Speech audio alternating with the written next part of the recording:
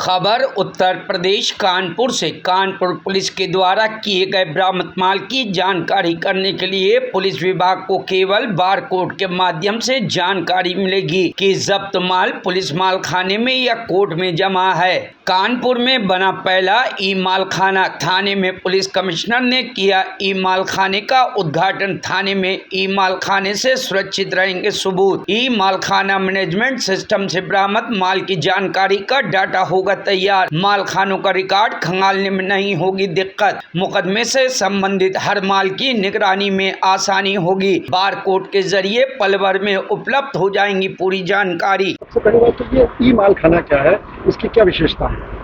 देखिए, बेसिकली आप जानते होंगे कि माल खाना एक इम्पॉर्टेंट कंपोनेंट होता है किसी भी पुलिस स्टेशन का।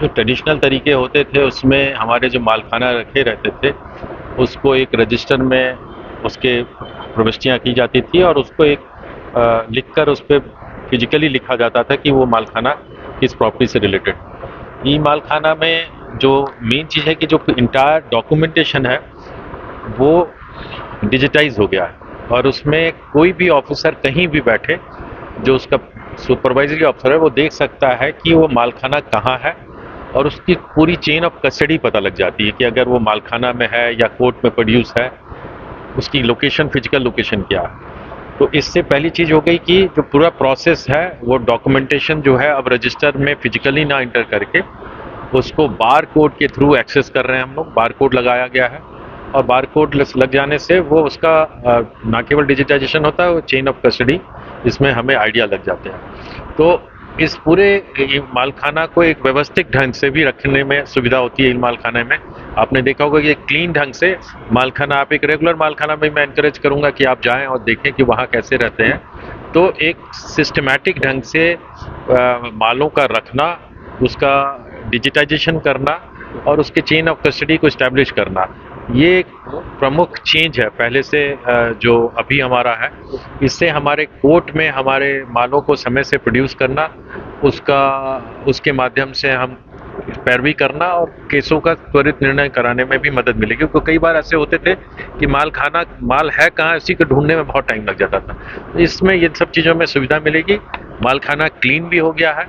बहुत सारे इस पूरे प्रोसेस से ये भी पता चला कि बहुत माल निस्तारित थे और वो पड़े हुए थे, उनको भी हम लोग डिस्पोजल कर पाए। सर, एक बहुत बड़ी दिक्कत आती थी कि जब केस बहुत लंबा चलता था तो कई बार माल रखे जो भी सबूत है वो नष्ट हो जाया करते थे, सालों केस चला करता था। तो क्या सर इसके लिए भी कोई व्यवस्था की गई?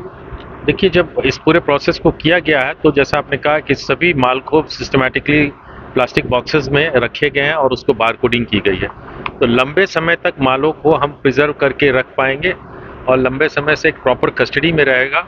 ये भी इससे एक उद्देश्य सफल होता है। तो ये पूरा प्रोसेस हमारे जो एसीपी है अंजलि ने, उसने इनिशिएटिव लिया था और उसका कुछ एक्सपीरियंस स्टेट में कुछ अन्य जनपदों में ये सक्सेसफुली एक्सपेरिमेंट को किया गया। तो उसको पहली बार कैंट थाने में इसको किया है। बधाई की पात्र पूरी टीम उनकी और जो हमारे ग्राउंड स्टाफ लोग हैं, जो थाने के एसएचओ हैं, उनकी टीम, उन्होंने रुचि ली है। मुझे उम्मीद है कि इस एक्सपेरिमेंट को हम जनपद के अन्य थानों में भी शीघ्र लागू कर पाएंगे। Bureau report, news hub Bharat.